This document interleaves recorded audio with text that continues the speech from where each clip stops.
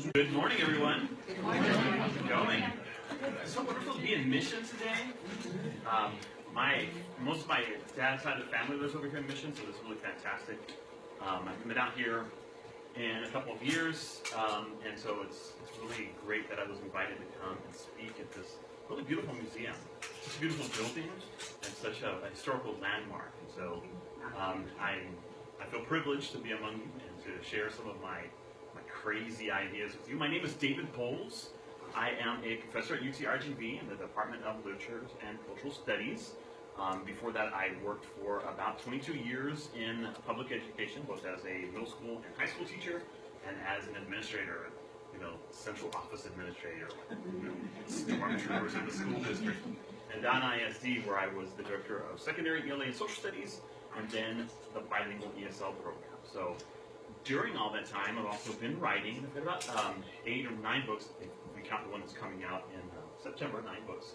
And I'm going to share some things with you and talk to you a little bit about our shared tapestry of story and history that, in my mind, go hand in hand. So you'll learn a little bit about me, about my family, and I'll read some stories to you and just tell you some crazy stuff. It'll be a wild roller coaster ride, so just strap yourselves in. Here we go. Now, I am a longtime resident of the Rio Grande Valley. My parents graduated from McAllen High School. My grandmother and grandfather ran the handyman in downtown McAllen back in the 60s. Manuel Gassa and Marie Gassa, everybody calls her Mimi. And Mimi was the storyteller of the family. And she had this really, really fantastic blend of like Southern Gothic and border Mexican American. I seen it all mixed together. It was beautiful. And you grew up hearing these stories from her. It was a really fantastic environment to be in. And I had my uncles and aunts, go out to my Uncle Joe Casa's ranch and hear stories out there, where I would be visiting one of my tias, and there in the kitchen you would hear other stories. My dad would tell me stories before I would go to bed. And storytelling and the myth and history of the Rio Grande Valley became like a staple of my cultural life as a child.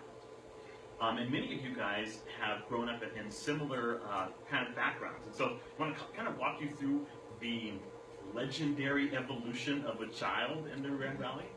So we'll take a look at the first thing that happens to you, one more slide,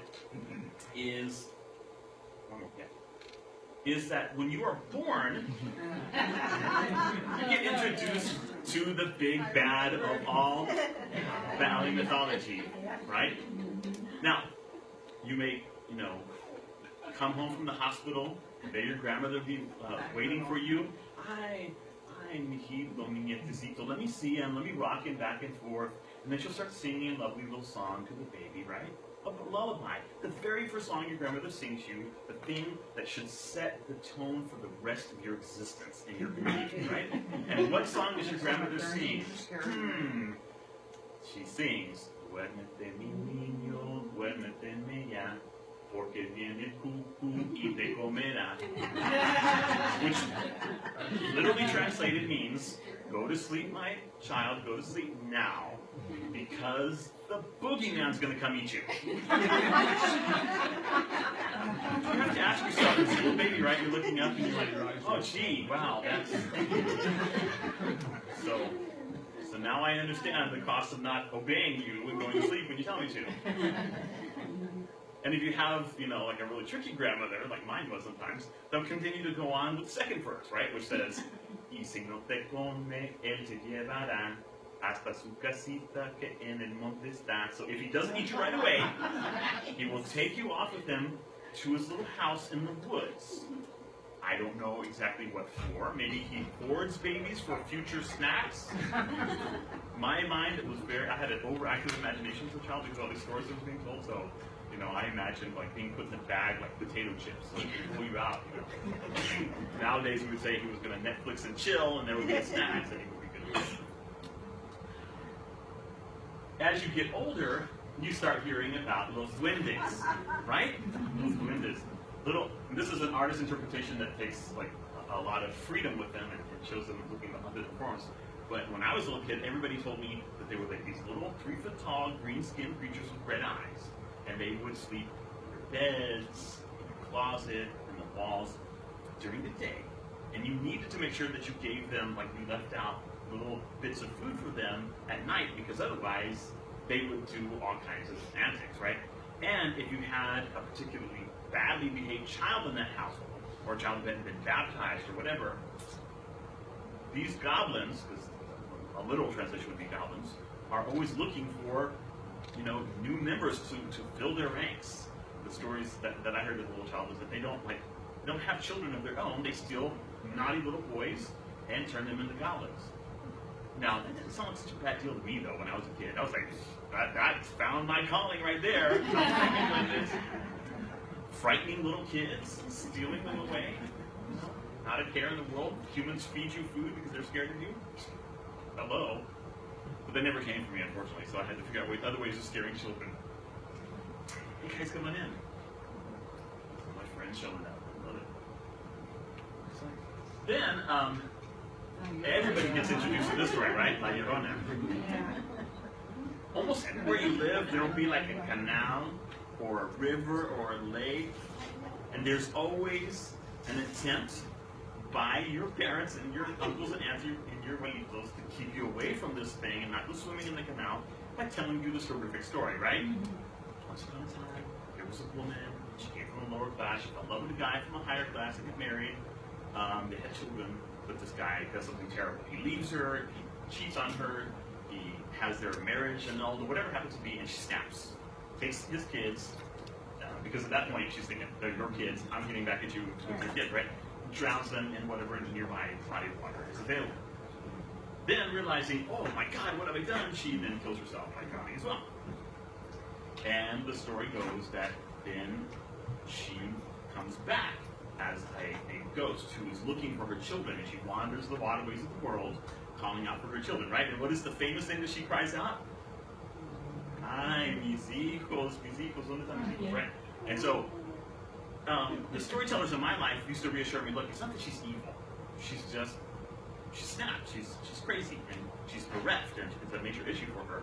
And you don't want to be wandering around, because she'll see you, and she'll mistake you for one of her children, and take you into her arms, and drag you into the water, like, oh, no, I finally got you back. And as you have no gills, you will drown, right? And so, the cool thing about La Llorona is it's got roots going all the way back to the Aztecs. They had legends of weeping ghouls that would wander the waterways of the world.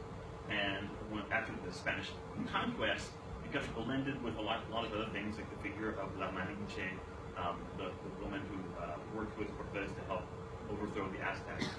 And so we have a highly evolved version of it today. And no matter what community you go in, they're all going to have their version of La Llorona. And even in the valley, if you go to a mission, there's one thing. If you're out in San Benito, there's the Resaca, so there's all these different versions of the story.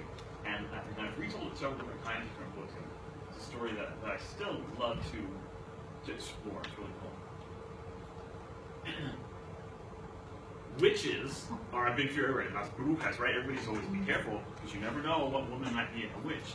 And what was really, really tricky is you would be told as a child, if you make your grandmother sad or your aunt sad, they might have a comadre who's a witch really in disguise, right? And she may decide to go ahead and teach you a lesson by transforming into a witch owl. Las lechuzas were witches in disguise, right? Witch owls, right? And so you'd be on a ranch and you would see this like barn owl or screech owl, huge clumpy one, he'd come in, sitting on a branch somewhere, and some tío or your abuelito or whatever would tell you, aguas, be careful. That might not just be a regular screech owl. That might be a witch owl.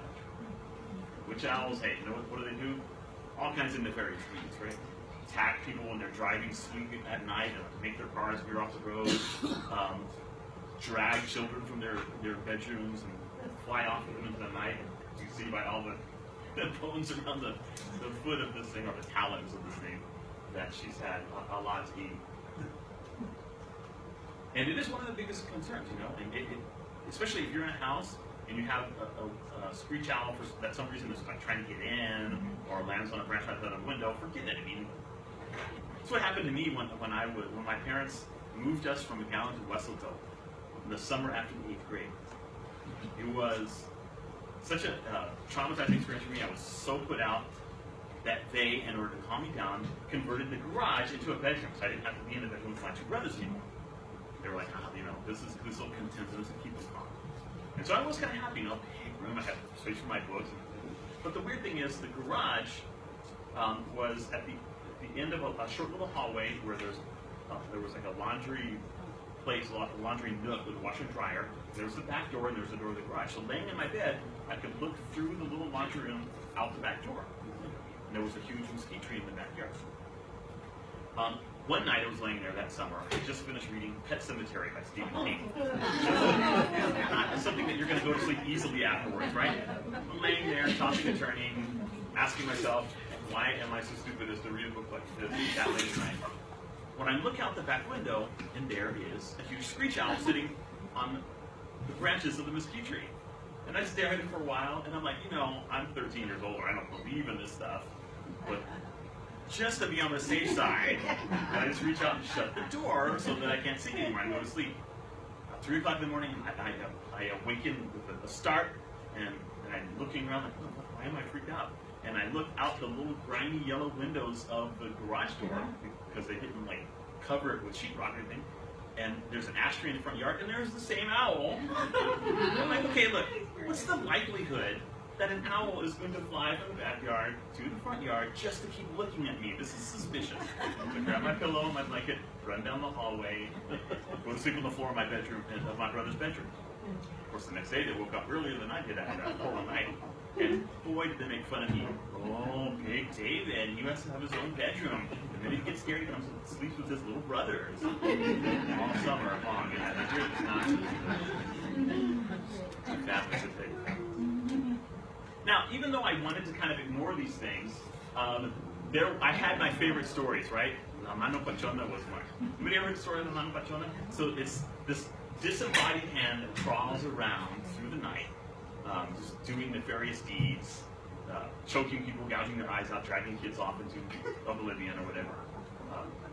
And when I was a little kid, I was threatened by the idea of the Mano Pachona coming out of the toilet and grabbing me. And so I was so traumatized by this idea that until I was 12 years old, before I would sit down, I would look very carefully in the toilet to make sure there was no Mano Pachona.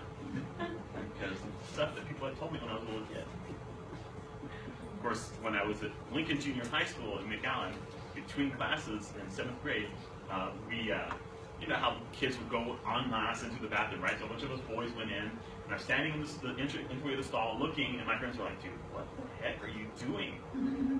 Go in or get out. I'm like, look, sometimes people don't flush, and I'm just checking, all right? That's really surprising. But it was La Mano Pachona then. The idea of the Mano Pachona is that a Mayan wizard during the Spanish conquest, I don't know if you know this, but the Yucatan Peninsula was the very last piece of territory in Mexico to finally fall beneath the conquest. And they held out for decades and decades.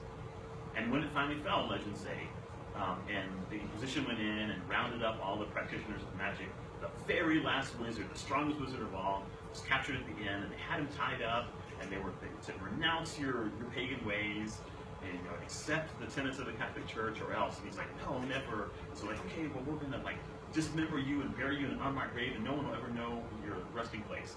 And so before they did it, he cast a spell in his right hand, and they did it. They dismembered him, buried him, and then under the light of the full moon, that hand crawled out of his grave and has ever since been going around, tracking down people with Spanish blood and eliminating them one by one. So I'm just saying, if you've got Mexican heritage, hopefully there's a lot of indigenous blood and not very much Spanish blood. When I was growing up, a lot of my friends were like, oh, well, my grandmother was Spanish. We're pure Spanish. Shut up. Más mexicano que uno.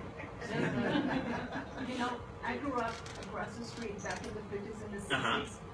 And the corner of 8th and Conway, there used to be the ice house. and there was a water tower. Right. And when my friend and I used to go to band practice at Walker, and down there, we go down there, there was always something under the water when it would be dripping, and there was like a bruja right there underneath. Because I remember Scary. we'd go by and we'd run, and this person, this woman would just, and my father would say, you know, it's not bruja, so be careful. But it was right there under the water tower when he would leave this. And you guys never went under it, did you? No, but we'd run. So we would run, and I would run back, but you could just see the form like under the there. shadow, yes, exactly, under the water tower. And a lot of these stories are about that, right? They're ways for us to grapple with the unknown, the things in the shadows. And, you know, logically and scientifically, as adults, we're like, yeah, well, it's probably nothing. But when you're a kid, oh my gosh, yes, it's really, really gruesome and scary. Now, some of the things that happened in the valley weren't just like legends and stuff. Some things had hundreds of witnesses that claimed it was true. The next slide. So, the devil at Boccacio's 2000. 1979. It's 9 years old.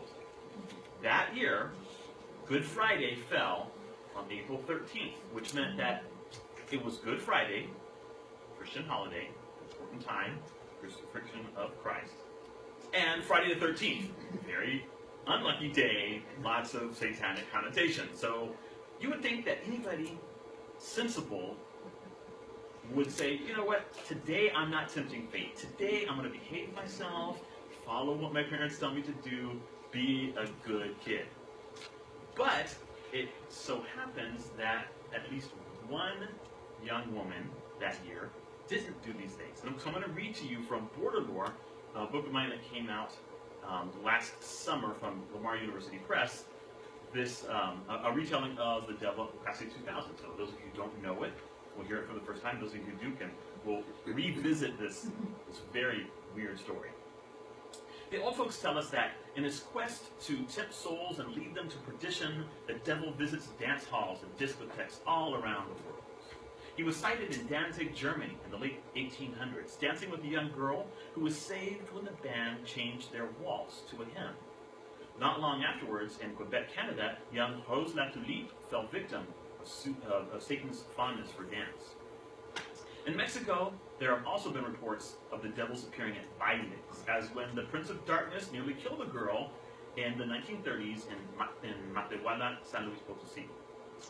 None of these sightings, however, can match the legendary visit to McAllen, Texas, on Good Friday, 1979. Magdalena Mares had just turned 16, but her beauty had already attracted the admiration of more than one senior boy. Of course, her parents, strict Catholics, would never allow her to date, so though the attention was flattering, she shyly rejected their advances, behavior that her friends considered totally bogus. Said in slang. Yet as she labored away at home, prayed a rosary, attended Mass, spent every waking moment in the company of her family, Magdalena realized that something was missing from her life. Fun, sense of adventure, and such a danger. She couldn't understand exactly why she felt the need for excitement and change, but there it was. Then, the Monday of Holy Week, a gorgeous athlete named Jimmy Lucio approached her with an irresistible smile. Wanna go with me to Boccaccio 2000 this Friday?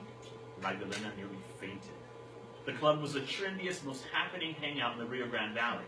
But she could imagine her parents' refusal. Go dancing at a discotheque where they sell alcohol on Friday the 13th and a Good Friday at that? Psh, they were liable to lock her away until they could marry her off. I don't know, Jimmy, she muttered, embarrassed. Yeah, I would love to go, but my parents... His smile dissolved as he nodded. Okay, I dig. She started to explain, but he waved her words away. It's all right, Magdalena. Maybe some other time.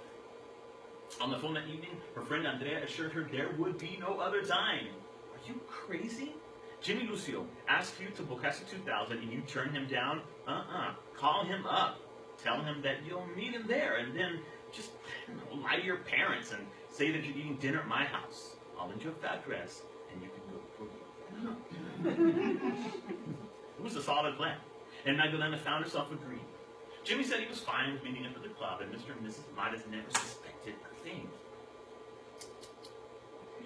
Evening of April 13, 1979, Magdalena, looking fabulous in Andrea's quinceañera gown, stepped into Boccaccio's 2000. Lights strobed and spun. Donna Summer crooned Bad Girls over a driving disco beat, and a morass of bodies swirled across the dance floor. Magdalena navigated a sparkling dry ice haze, searching for Jimmy's dark curls and flashing eyes. She spotted him at last. He was leaning over a pretty weta that he backed up against the wall. She's been stood up, right? Furious, jealous, and ashamed, Magdalena threw herself onto a stool in the darkest recesses of the club. Coming to a state, she thought with a bitter pang. I'll leave when the song is over. At that moment, though, the heavy metal doors swung open, and a man strode in. Impeccably dressed and breathtakingly handsome, he slid his eyes across the writhing crowd, hunting for something. Then his gaze fell on Magdalena, and her stomach was set ablaze. Her limbs trembling, she watched as with deliberate and patient steps he ambled toward her, the dancers parting as if by instinct to let him through. In moments he stood before her, his orange-brown eyes glittering, a leering smile revealing small predatory teeth. He said nothing, just stretched out his hand and inclined his sleek head. Magdalena found that she could not resist. She closed her fingers around his, and he pulled her to the center of the crowd. The Pointer Sisters began singing Fire, and the couple spun across the dance floor like practice partners. Lots of foreshadowing here that she should have paid attention to, right? As she twirled in the stranger's arms, the rest of the world receded. All that existed were those eyes, like dark suns preparing for supernova, and his voice, which whispered her name again and again in a lover's hushed tone. She could not hear the screams, did not see hands raised to gaping mouths, fingers pointing in frantic staccato. She was already lost.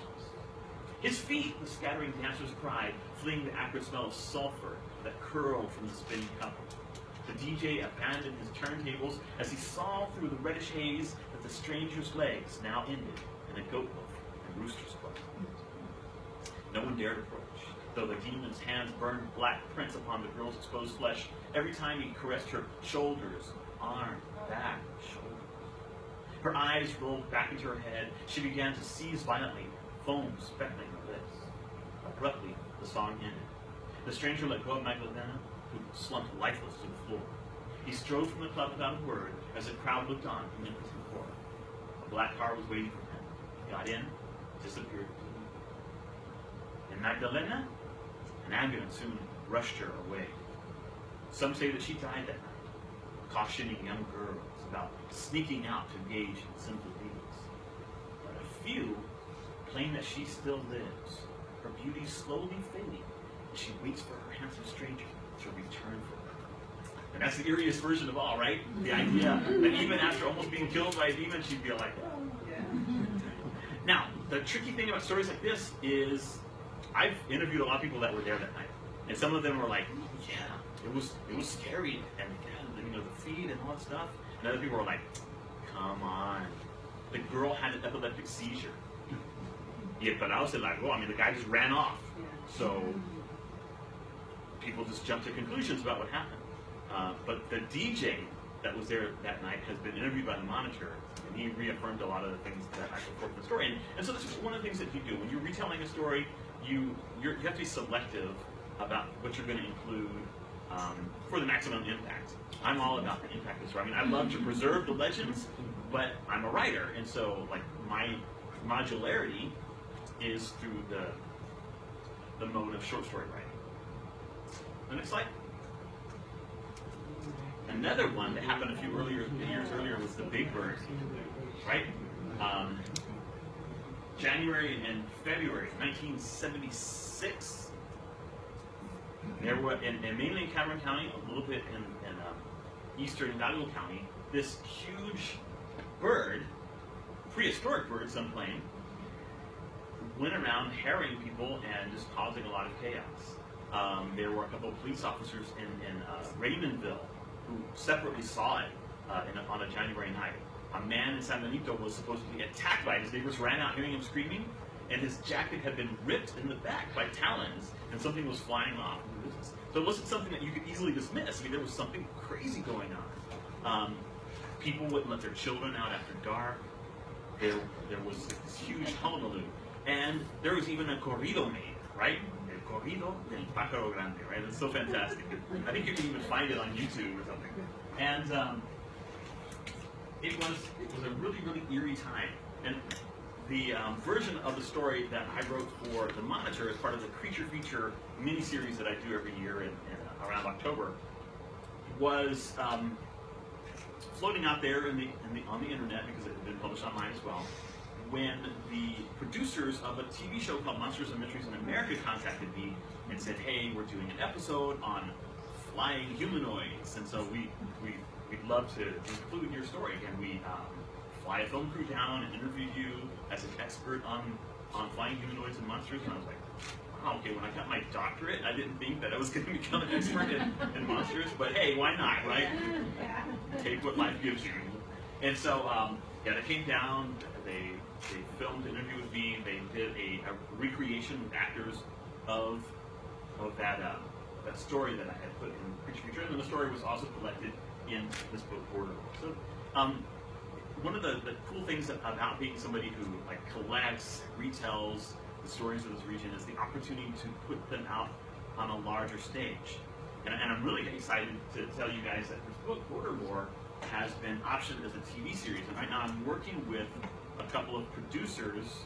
What I mean by option is they bought the rights. So I'm working with a couple of TV producers. We're written a pilot and so forth. And what we're wanting to do is a 13 episode per season show.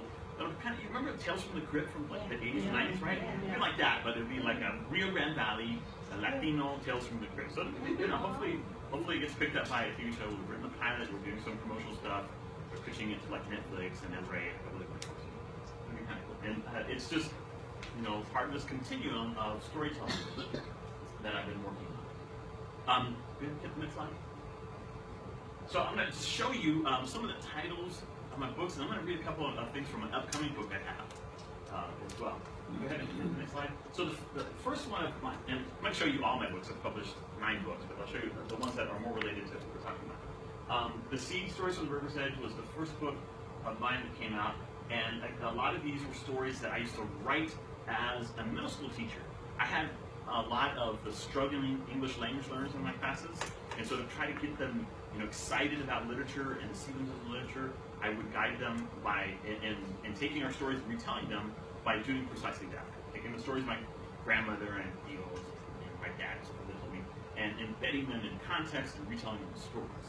And so the heart of this book is about 8 stories that I had written over the years with my students, and then another 8 original stories, 2 of which my wife and I worked together on. Her story, like, she came up with kind of a story. Next slide. After that, the next book that's kind of next to this is Mexican Beastery. I have a friend from Monterrey named Noé Vela, great painter, and after my first book came up, he approached me with this idea. He's like, let's do an encyclopedia of all these cucuys, all these monsters that we grew up hearing stories about. Him in Mexico and me in the Rio Grande Valley. And I thought it was fantastic, and I said, well, let's do it bilingual, and so I wrote the, I guess you could call them articles in English and Spanish, and need illustrations for them. And it's meant for young people, but it's something that's really for all ages.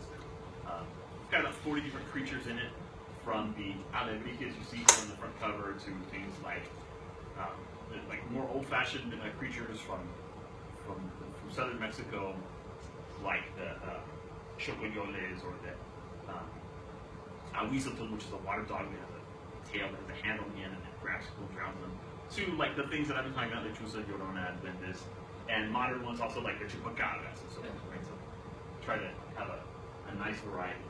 Next one. Then my first creature feature series that was the Monitor had 9 different stories, and then the Monitor wanted to go ahead and put out an ebook version of it, and so they asked me to write 4 more, so there could be 13, which is even perfect. 13 scary stories, right? Unlucky number.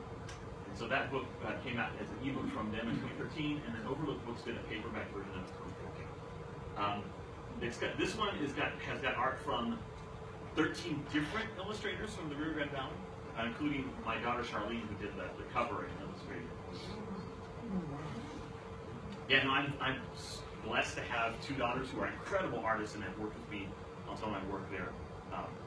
One of my daughters lives in Austin, the other one is a junior at UTRGV in the graphic design program. Next slide.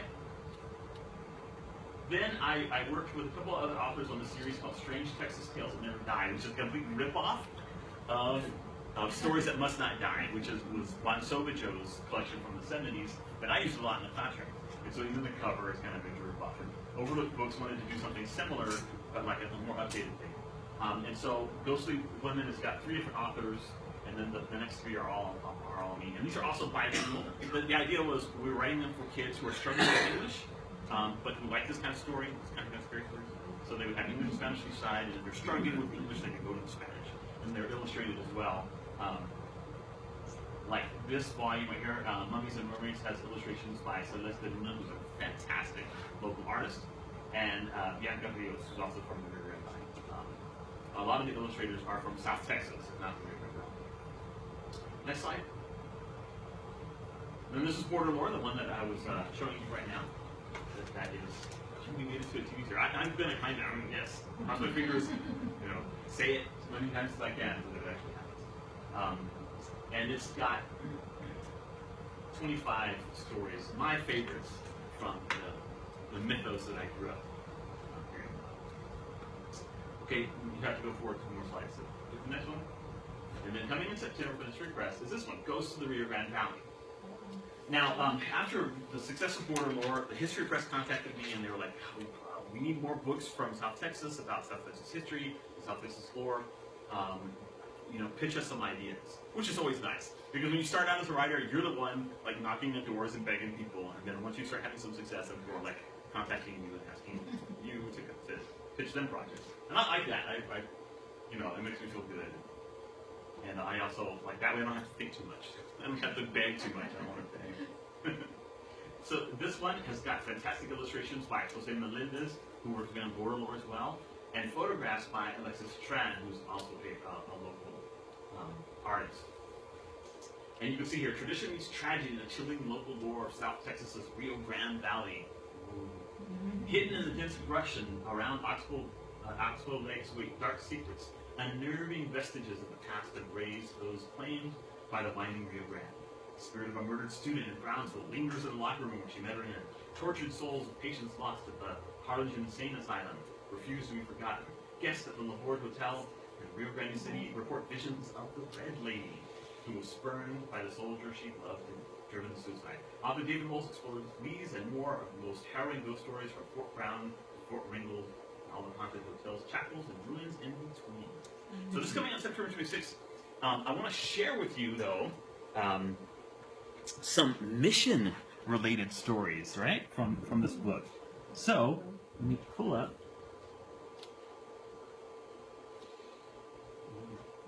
Now, La Lomita Chapel, right, is something that has been on the news recently. Why? What's the big deal right now with La Lomita Chapel? This incredible miracle that happened because the storm destroyed all these trees around. They fell down all around the chapel, but the chapel was untouched.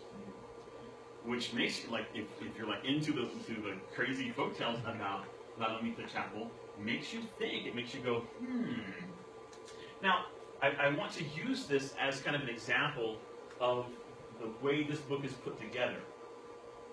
So you'll see that the book will have, for each one of the ghost stories that are in it, the historical background of the story, of the legend, and the legend itself. So this is a little long, but I think you'll like it. So if you'll just bear with me, I'm going to go ahead and read it to you, and you'll see some of the images as we go through.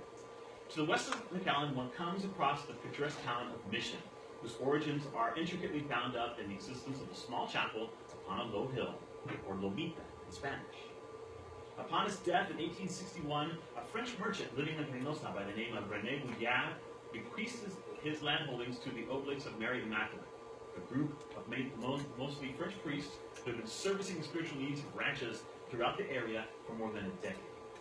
This land comprised 2 Spanish porciones, or land grants, Porción 55 and Porción 57, the latter of which had come to be called La Lomita Grant because of the hill on its westernmost edge. The priests already had a relationship with the ranch on La Lomita Grant, as they used a weathered old chapel there as a sort of base of operations, a halfway point between the missions they'd established in Roma and Brownsville. This new property inspired Father Pierre-Yves Caralum and Father Pierre Fourier Parisot to think of multiple ventures that could strengthen their work. By 1884, they acquired Porción 56, the tract that separated the other two grants, and they set out to develop this 2 by 15 mile extension into a competitive farm, ranch, and community. When the priests realized that managing the operation from Brownsville was not feasible, I don't know if you can imagine trying to manage a branch and mission when you're living in Brownsville on horseback, right? It's kind of crazy. They decided to make La Lomita the headquarters of a separate Oblate mission district for the 65 branches that make up what is today Hidalgo County. Upon the low hill, a new chapel was built from stones extracted from local soil. That's really, really important. They pulled the stones from the soil to build the chapel. Nearby, amid older wooden buildings, a brick residence was built for the priests. At a comfortingly close remove stood the humble homes of a handful of families who lived and worked on the property. By 1907, the railroad had arrived, and state-of-the-art irrigation systems were proliferating in the area. John J. Conway and J.W. Holtz, wanting to establish a community along the lines of others that were springing up along the tracks, purchased most of the 17,000-acre tract from the Oblate priests, who retained 100 acres in the nascent town itself, as well as the 300 acres by the river for the chapel and other groups. To honor the history of the site and its continued relationship with the Oblates of Mary Immaculate, Conway and Holt named their new town Bishop. 3 years after its founding, the order's headquarters were transferred to their property inside the city limits, and the older buildings fell into disrepair for lack of use. Father Isidore Chateau understood that novice inductees into the order were better housed outside of the town. Hello, right? They're in the novitiate. We don't want them in town with all the temptations. Get them outside of town, right? The program remained there for a half century before being moved to La Parra Ranch, after which time the building was briefly used to house a group of nuns. And this is where some of the ugliest rumors about the area come from that period of time. As for the chapel itself, Chateau refurbished in 1928 and again in 1939 to repair damage caused by the hurricane. 26 years later, the site was registered as an important regional landmark in the National Register of Historic Places due to the vital nature of its vital entry to the Rio Grande Valley. The third restoration occurred in 1976 with the City of Mission working to convert the surrounding area into a municipal park with a visitor center. And many of you probably have had a picnic out there or something. It's a really lovely place, right? As those visitors walked the verdant paths that circled the hill, they claimed to witness impossible things. Soon, rumors began to spread about some unspeakable sacrilege that had spoiled the sacred soil.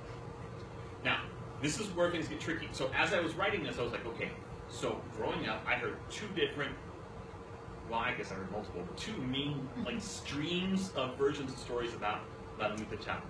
One of them was really gruesome and horrible, and one of them was a little more positive. And some people who hear this version, who are on this side, get really upset about this. And people who are on this side get kind of like, look at this version and say, oh, whatever. So I wanted to be sure to navigate this very, very carefully and merge those two versions together. So here, differently than what I sometimes do with stories, which is to interview somebody and just like retell their story in a fictionalized way, here I kind of edited a couple things together and created a scenario out of bits and pieces from different witness accounts that would show both versions and allow them to coexist. And you'll see, it sounds a little weird, you'll see what I mean when I read it to you. So here's the legend. Robert Allen Ortiz and his girlfriend Stephanie Groves had graduated from Mission High School together and were freshmen at the University of Texas Pan American. Though they came from very different backgrounds, they shared a love of shoegaze rock, Indian food, and horror films. One Friday morning, class having been allowed out early and neither of them having a job, typical college freshmen, the couple decided on a whim to visit La Lomita Chapel. They had grown up hearing all sorts of dark Gothic tales about the place, but they'd never actually been on the site. They picked up some chicken on their way there and then spread out a blanket near a shady picnic area to have their meal. As they ate, they looked around at the buildings, speculated about what life must have been like back when it was all part of La Lomita Ranch. You see that ruined building over there, Stephanie has? The brick one with the towers on each side? That's where the nuns lived. Oh yeah? Robert raised an eyebrow. He figured she would bring the nasty old rumor up, but there was no use trying to cut her off. Yeah? The messed up thing is that, according to the legends my uncle used to tell me, some of the priests used to have, carnal relations with them. When the nuns would get pregnant, these Cyril priests would force them to abort or kill the babies after they were born. Some say they even buried the little corpses under the bricks in the chapel. Well, supposedly one nun fought off against these bad priests trying to save the kid. When they took it from her anyway, she committed suicide. And that's where the ghost comes from. The nun that people see hovering inside the chapel. She's keeping watch over her baby. The priest thought that they could get away scot-free, but people found out and stormed the chapel, dragging the priest out to lynch them. Robert took a swig of Coke, trying to keep us cool. Are you done? Because, babe, I love you and all, but that's the biggest load of crap I've ever heard. Stephanie blinked a couple times. Excuse me? Look, first off, that building was for men, novices, guys in training to become priests. I think it was like in the 60s when some nuns lived there, but it wasn't for long. Definitely not long enough for evil priests to get a bunch of them pregnant and kill their babies. And about that, pretty unlikely, don't you think? Someone would have found out. Priests would have been excommunicated. Or, if the idiocy about the lynching of clergy were true, that would have been all over the papers. Look, I don't blame you.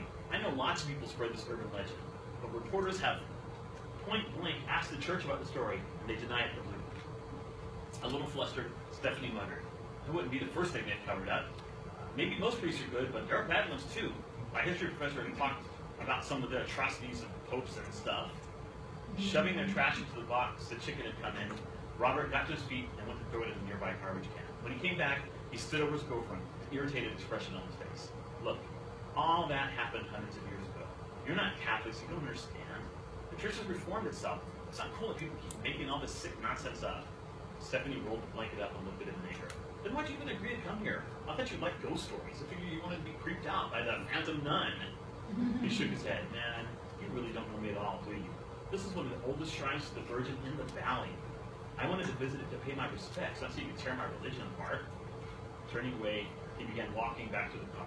She followed, muttering curses under her breath. The disagreement opened a crack in their relationship that widened into a breach and then a chasm. Within 6 months, they'd broken it.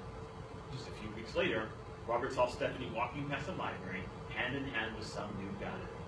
The sight was like a dagger in his guts. Grappling with the sadness and anger he felt, Robert sat down and wrote out the true desires of his heart. Then he returned to La Lomita with determined purpose. It was close to nightfall when he arrived. He stood beside the large, round outdoor oven for a time, watching the sky darken to royal purple. The statue of Mary Immaculate outside the chapel looked down upon him with eyes full of compassion. The sob pitched in Robert's chest, and he stepped into the interior of the stone church. The white purity of the walls was broken only by wooden beams above and the dusty pews on either side.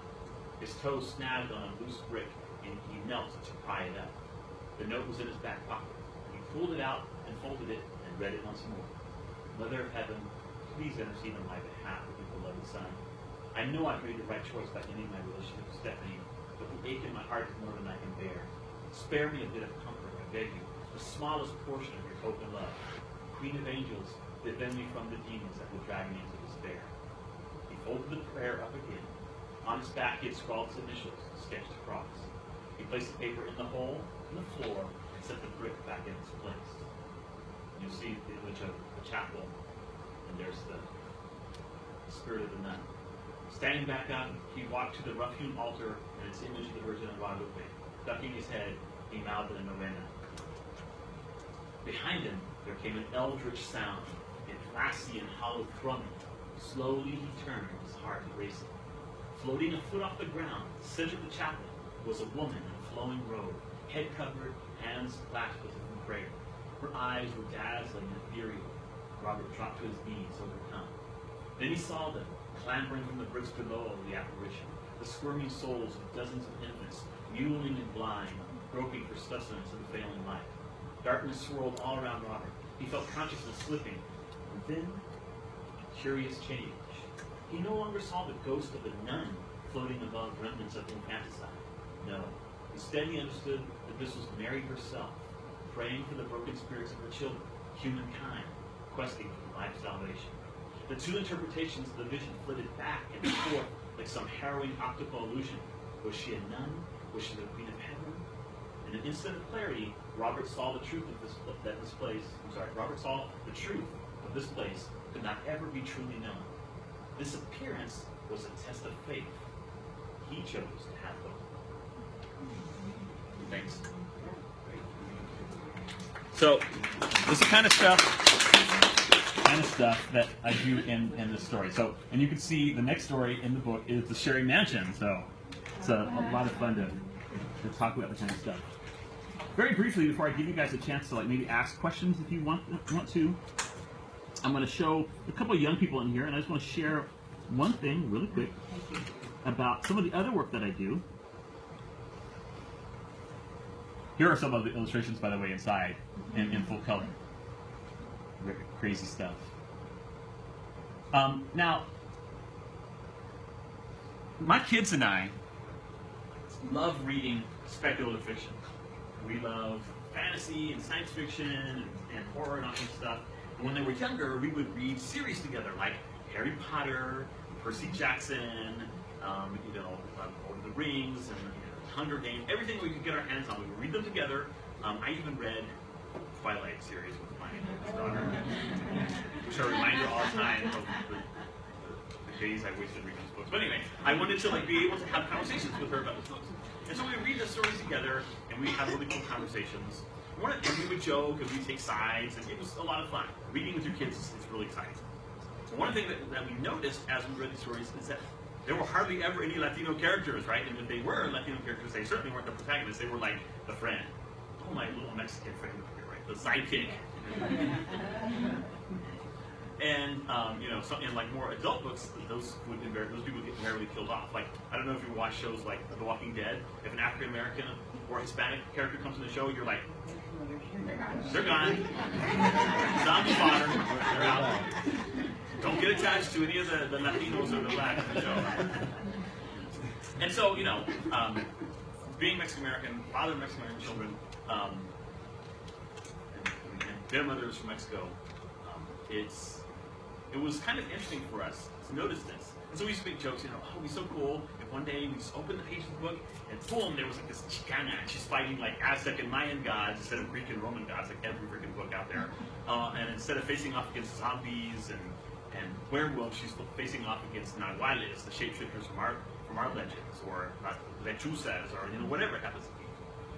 And this idea floated around my head for the longest time until I realized I want to write that. I want that to happen. And so I came up with the idea for a series, young adult fantasy series called Garza Twins. It's going to be a 5-book series. These are the Garza Twins. You have Johnny, Juan Angel Johnny Garza, and his twin sister, Carolina Carol Garza. And they both are shapeshifters, but they don't know it at the beginning of the first book. See, at the beginning of the first book, their mom has been missing for 6 months. They lived in Donna, Texas, and she was walking down to the local pharmacy drugstore there on the corner of the Expressway and Main Street, and just never came back. 6 months later, their family's devastated. Their dad, who's a professor at the University of History, and some people are going, sounds a little bit like your family there, Wolves. Because we do. Writers use their own, the people they love as templates for the characters they create. Their dad is kind of like convinced that the mom has left them, right? Left them for them. And so he sends them off for the summer to Mexico with their aunt in Monterrey, and that's where they discover their mom's journal, and they learn that she was a shapeshifter and that they are too. But because they're twins, and this only happens every 1,000 years, they have an additional ability or set of abilities called savage magic. And one of the things they can do is, can you hit the next slide? So their normal form is, in the case of Johnny, he shapeshifts into a jaguar, and she shapeshifts into a wolf, a Mexican wolf. But because they are twins, they can hold any bit of animal DNA once they learn this ability later on in the book and transform into the animal, which is really convenient, right? So you're like, if you're down on South Padre Island, and you're like, wow, that surf is really rough. Got a shark's tooth here. Boom, I'm going to transform into a shark, jump into the water. So it's kind of wish fulfillment on my part a little bit, I think. So yeah, the first book is about their discovering that their mom has been taken into the Aztec underworld, and they have to go through the 9 layers of Mictlan, the Aztec underworld, in order to rescue their mom. And they face off against all kinds of obstacles and demons and crazy gods and so forth. And that what really wins the day is their really close relationship. And I kind of based them on my youngest son and my middle daughter, Angela and Charlene, because they also have a really close relationship. Even though they're 4 years apart and opposite genders, they are best friends. It was just a really great way to pay homage to them. But again, I'm just going to pass over. This is the stuff I included. So there's the cover of the first book. And it was really cool because in January, I got this really cool phone call. It was a Sunday. I was sitting at the table with my wife eating. And even though I should not have, I had my phone sitting on the table, right? You're not. Well, that's really bad etiquette. But I swore to her that it was just there in case, right? I'm not going to be looking at it. We're going to be talking, but just to say, maybe Nikki, our oldest daughter, would call. Always got an excuse to have the phone out. I'm addicted to the freaking phone. It's crazy. And then, so I started getting a phone call. It was from Boston. I don't know anybody in Boston. And adults in the room get a phone call from a place you don't know. You think one of two things. Either somebody's trying to sell me something, or it's a bill collector. And I don't want to talk to either one of those people, right? So I didn't answer. And then after a while, a message popped up through Facebook messaging from my editor, editor-in-chief of IWG Publishing that puts books out. And it said, you need to answer the phone. It's the American Library Association. And I was like, oh snap, I need to answer the phone. So I didn't wait for them to call back. I called them. And it was the Pura del Pre Award Committee. They were up in Boston for the conference. And they put me on speakerphone and told me that my book was one of 3 selected as the top books written for Latino kids by Latino authors in the United States for 2015. So that was kind of blew me away, right? I was all shaky in the knees and had to sit down. It's one of the things like, are you sitting down? No, well, you need to sit down. I should have been sitting down. I just fell over. And so that means I get to have this like little fancy little medal here. And in 1 week, I'll be in Orlando. And it's unfortunate that all these tragedies happen there, and the alligators are like trying to eat children and stuff like that. Because we're going to go to Orlando and pick up my award, right? Or whatever. We're gonna stay away from water. Yeah. We're going to stay away from water and clubs and just go to the American Library Association get my award and come back. So it's a really gratifying thing to see a story about Mexican-American kids in the Rio Grande Valley with connections to Mexico and our legends and the stories of our ancestors being recognized on a national scale. I mean, it feels really good. The next book in the series just came out in April. It's called Kingdom Beneath the Waves. And here they're on vacation in Mexico in Colima, because their dad is at an archaeological reading. So guess where they get to go for their vacation, where their dad is, right? And they get drawn into another mystery because this draws from Aztecs believe the world had been destroyed 4 times and that we're living in the 5th age, and Quinto Sol, the 5th sun. And the last time it was destroyed by a flood. But some of the people that were alive before it was destroyed were saved by the god Quetzalcoatl, right? He turned them into fish-like creatures so they could survive. And so the Aztecs had a tradition of merfolk, right? Mermaids, mermen, sirens, and tritons. And so in this book, there is a rogue prince of a merfolk nation that is looking for a device called the Shadow Stone, and he's going to use it to flood the world. And they've got to stop him. They're going to join up with the merfolk and go on this mission to chase him down. It was a lot of fun. It's tough writing about things underwater, though. It hurt my brain, and I'm not writing about things underwater anymore. But it's a lot of fun. It's going to be a 5-book series. So this is some of the other stuff that I'm doing, and I mean, I write science fiction and fantasy and stories published here and there, and working on a Mexican kaiju novel right now. A lot of you may not know what kaiju are, but if you're a fan of Godzilla, you probably do. So big monsters from Japan, those are called kaiju. And the recent movie Pacific Rim has kind of set off like a fervor of interest in kaiju among fans of certain types of literature. And so I'm writing a book. But in these movies, the monsters always destroy Tokyo, New York, or Los Angeles. And you're like, okay, well, what about like Mexico? So I have these creatures coming out of the volcanoes in Mexico and laying waste to cities, and scientists, the government have to work together. Yeah, there goes Mexico City. There's right there, and that's the first one that comes out. And then they're all headed north, and so the United States is like, oh snap! You guys, I don't know, you need to hurry up, because if they get within 50 miles of the border, nuclear bomb, buddy, it's over. So sorry, Mexico, I know you're having a hard time dealing with cartel violence. Now you have to stop monsters. So, kind of stuff that I'm interested in.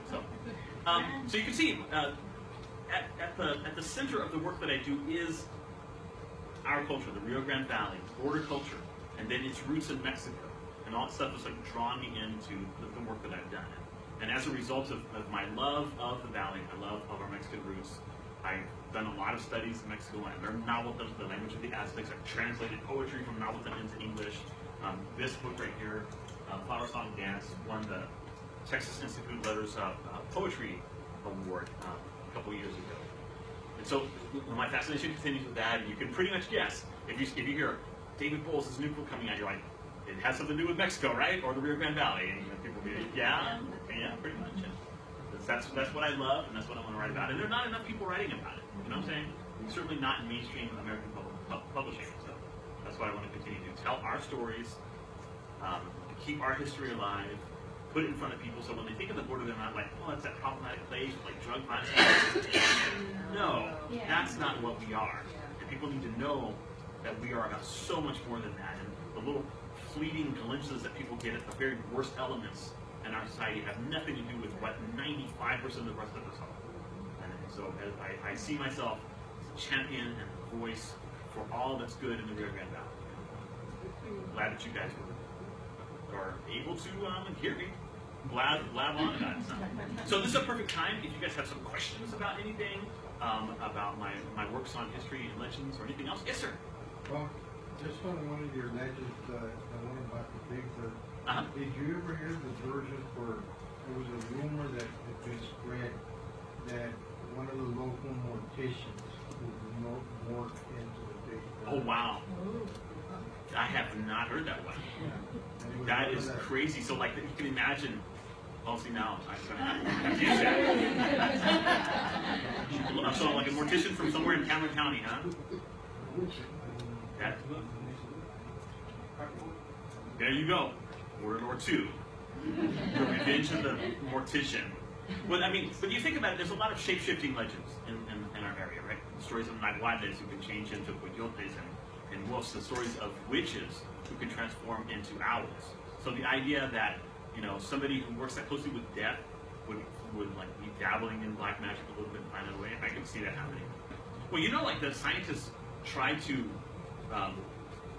scientists basically dismissed it by saying, there's a South American stork called the jabiru from Brazil, and it's huge. It's got a wingspan, like the wingspan that you guys are talking about. It's about the height of a man if you stretch it from talon to beak. And they said they sometimes migrate this far north. Or it might have been a great blue heron or something like that. And they had all these different versions. But what's really weird is just, I want to say 5 or 6 years ago, they started seeing it to the south of Monterrey, not really to the south, but in the area around Saltillo and the southern part of Nuevo León, and they were talking about it in Paco Grande. You can see video reports, well, not footage of the thing, but of people talking about it, about the sightings. The thing, maybe it just flew away from the Rio Grande Valley and went south. So it doesn't bother people. And in Monterrey, there's a long tradition of el hombre pájaro, or la mujer pájaro, of, you know, the bird woman or bird man. That sounds, you know, kind of similar. It's really interesting. And of course, there's the Mothman and all that stuff. Yes, ma'am. La Llorona also, like in California, you know. There are lots of versions of it. Oh yeah, when I was young.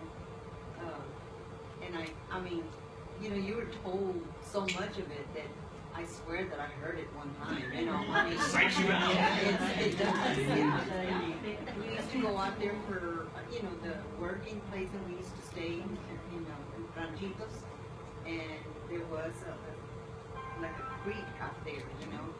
I mean, I was so young, but I swear I heard it. Yeah, you know? And you know, you think about like the wind moaning in the trees and across the water, and how easy it would be to mistake that for the crying of a woman. In fact, I mean, the Aztecs called the wailing women. There were a couple different names they had. One of them was Chonanique, which means the crying women, the crying ones, and the Choganique were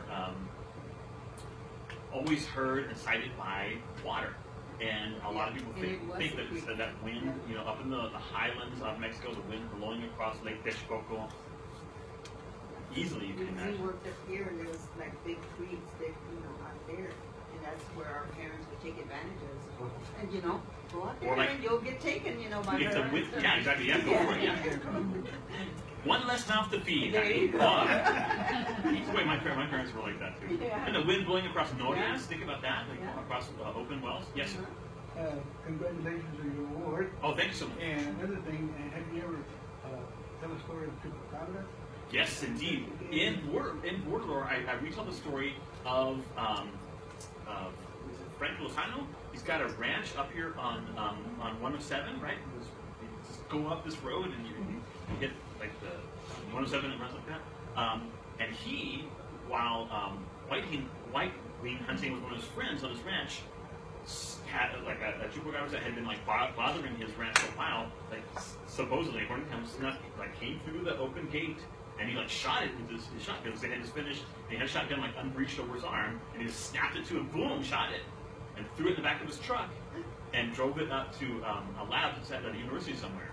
And this is like supposedly what they told him was this thing is mainly coyote DNA.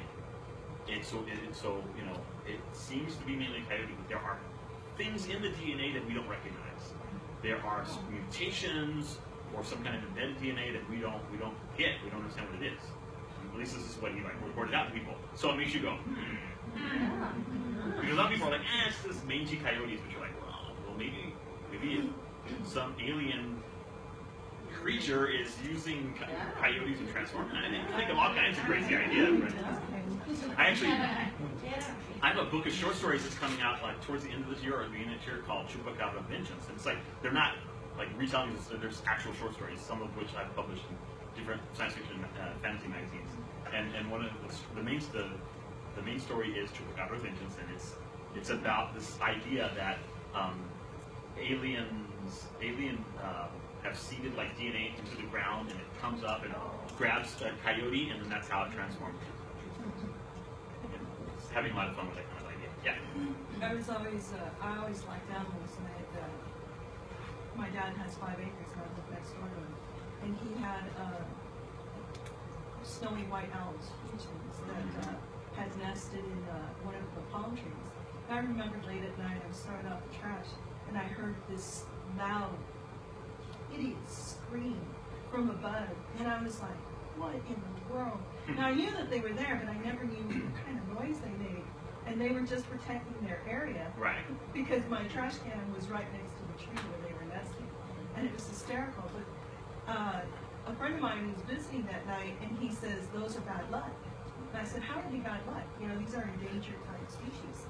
And he says, that is a family of witches that are nesting there. Maybe I should start messing with them. So I thought it was hysterical because we would see the baby owls that would, fall out. And we wouldn't get too close, because mom and dad were up there. But, he was telling me he refused to come to the house because of the fact that he said it was a family of witches, and since they were white, they were the worst type. So that we should think about seriously killing them. So Wow, that's crazy. Oh. Yeah, that's interesting that the white owls would be the worst type because you don't associate white with, yeah. But I mean, that is in line with like some Aztec beliefs. The Aztecs believed in shape-shifting owls hundreds of years before the Spanish came. They called, so to them, the screech owl, barn owl was Chichki. And the magic of witches to transform into them was Chichiotl. And Chichiotl literally means like owl magic or owl lore or something like that. And so it's crazy that this is not something that people made up recently. This is a tradition that's at least 600 years, 700 years long. There's a poem that I translated from the Codex Cantares Mexicanos or Songs of Mexico. That is about a witch who transforms into a witch owl, telling her parents, this is why I do it. Don't try to hold me back. There's a reason that I'm doing this. So, I mean, it's a very, very old tradition. It's understandable that it's hard for us to shake it loose because it's like really embedded in our cultural tapestry. Are you doing anything like the Bloody Mary and stuff like that? Like more modern, like urban legends and stuff like that? I don't know, because like there's one that goes around the schools right now, having to do with pencils and they. Oh yeah, go what's ahead it and called? they have the thing, and I'm like, Charlie, right? Charlie. Charlie. Oh gosh, my 8-year-old won't go to sleep right, so Because of the Charlie. Yes. Oh yeah, no. I mean, I keep up. I haven't written about any of it, but I keep up with modern urban legends and what's called creepypasta. Young people in the audience might know what creepypasta is. They're kind of like internet urban legends, and that stuff is a lot of fun. Like Slender Man and all sorts of crazy stuff. Back to people that you guys like creepypasta? You ever read any of those scary stories on the internet? Oh yeah. Yeah. Great stuff. Trying to get that habit. No, yeah, exactly. Here I am making it worse. Hey guys, go Google creepypasta and not be able to sleep tonight. Wow, great. I thought this was about history. What's going on in the historical museum? I'm scared. Yeah, what's up? So a lot of these cuentos, they reinforce this sort of cultural values within our culture. That's exactly right. But I mean, has there been, I'm sure there have, but do you know of any cuentos that have to do with reaching out of the culture, like counterculture, I guess? Cuentos that are counterculture? Right. It's unlikely that they've had time to become cuentos, because when we think of cuentos, we're thinking about things that are embedded in cultura, right? And so when you talk about counterculture, they tend to be urban legends. And so until the counterculture is absorbed completely back into the cultura, then those counterculture things become. It's possible that some of the stories that we have began as counterculture of, pushback centuries ago and have now been integrated in. People like, I would recommend taking a look at books by Jovita Gonzalez or Américo Paredes, some of the stuff that Mark Glaser did, for a little more in-depth background. At the back of Border Lore, there's like a scholarly index that kind of takes each one of those 25 stories and categorizes it according to different folklore indexes and anthropological indexes. So, it's definitely something that's worth digging into. A lot of these modern stories I'm talking about, urban legend, creepypasta, are things that I think over the decades will get blended in. And I mean, I always imagine it'll be great the day when we see like Slenderman pulled into our cuentos, and we have the face-off between like lechuzas and the rake and different things like that. There's all kinds of stuff. The Chupacabras, for example, is a story that emerges in Puerto Rico in 1979, and then resurges again in the early 2000s in Puerto Rico, and then is kind of exported into Mexico. And a lot of people in Mexico assume that it was invented in Mexico, but it clearly, researchers have clearly found that it antedates the presidency of Salinas de Gortari and other legends, the meta legends that surround that legend. I don't know if you're familiar with, there's a meta legend about the Chupacabras that says that it was a story concocted by the president of Mexico at the time to busy the Mexican populace with that kind of fear while he was like ripping them off, right, and filling his pockets from the coffers of the government, and running off to Scotland to escape prosecution. I was gonna ask, being that, okay, like, not to be discriminative or No, anything not against anyone, but us as Hispanics / Mexicans, do any of you, like, white Anglo-Americans. Anglo-Americans, do y'all go just along with our culture telling stories, or do you all have, what am I trying to say, or do y'all have any stories of y'all self, or do y'all just go along with us? Oh, in the valley. In the valley, yeah. The Anglo-American traditions in the valley. Yeah. That's an interesting question. I mean, do you all just go along with it, or? I just consider myself A valleyite, right? Valleyite. Yeah. Okay. And so when they go ahead and they try to distinguish, well, you're white and Hispanic, I said, well, I grew up with the same stories you did. I grew up with the same traditions you did. I go, it doesn't matter what color you are or anything like that. But you go along with it, and it's because all my friends are Hispanic and stuff like that. I went ahead and grew up with all these stories. I mean, I grew up in Donna, And, Which is pretty cool. and they went ahead and they, yeah, I'm kidding.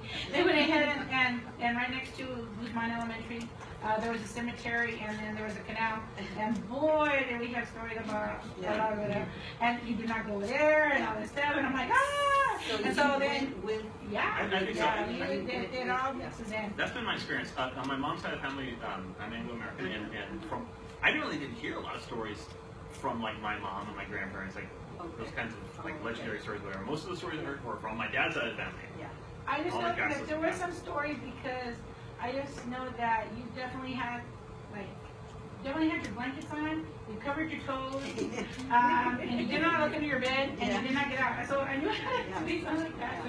So like you always think. And of course, I mean, one of the things is that in the Mexican-American tradition, the Mexican tradition, there's also a very strong European current as well. So, Spanish being a European culture, we do have, stories that feel very European, and that are, the story of like Los Duendes, goblins, that feels a lot like just the typical like brownie or leprechaun or dwarf stories from Europe. It's a combination. Really great feedback. So, yes. The legend of the lady, I know where I'm from, at the railroad crossing in Los Angeles. And when I was in high school, I remember some of the students from Los Angeles, whenever a group of men would get together after midnight because somebody sounded the alarm that La Mujer had appeared at the railroad track and they supposedly chased them off. I don't know if that was an excuse to get them. I'm sorry, Vieja, but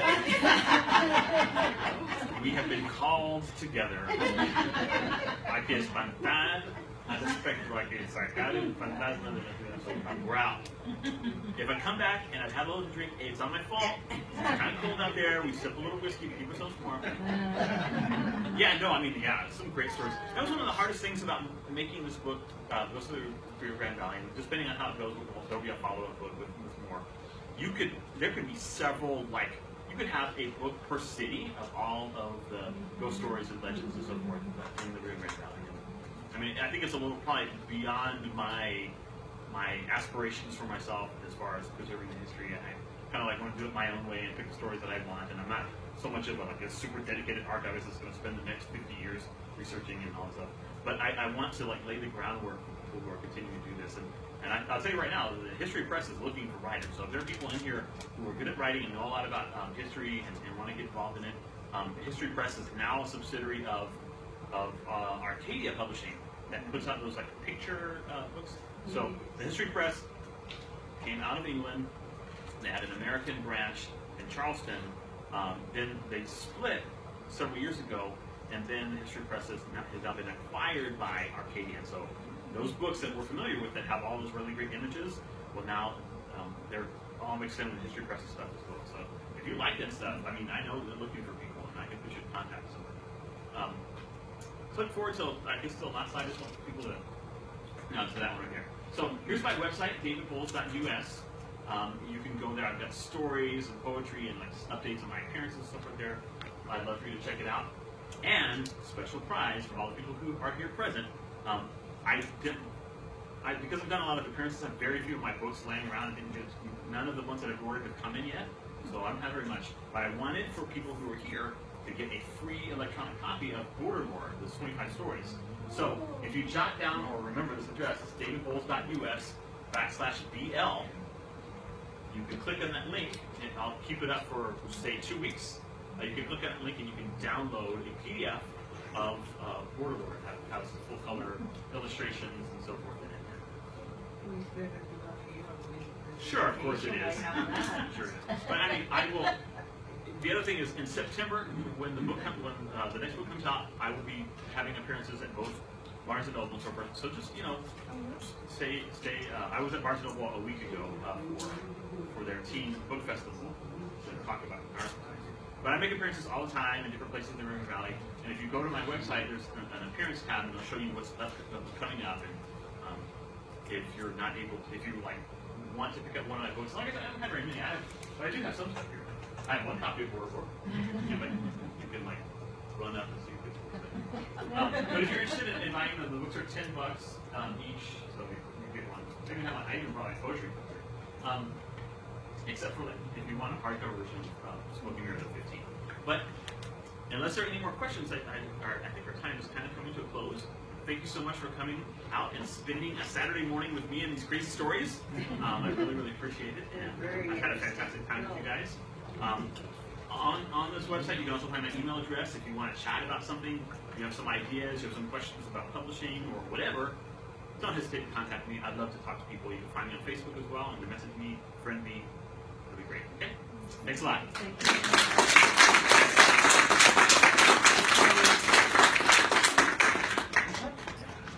Could I have a phone number where I could reach you? You sure can. Story in the Progress Times. I want to be sure I've got all the facts right.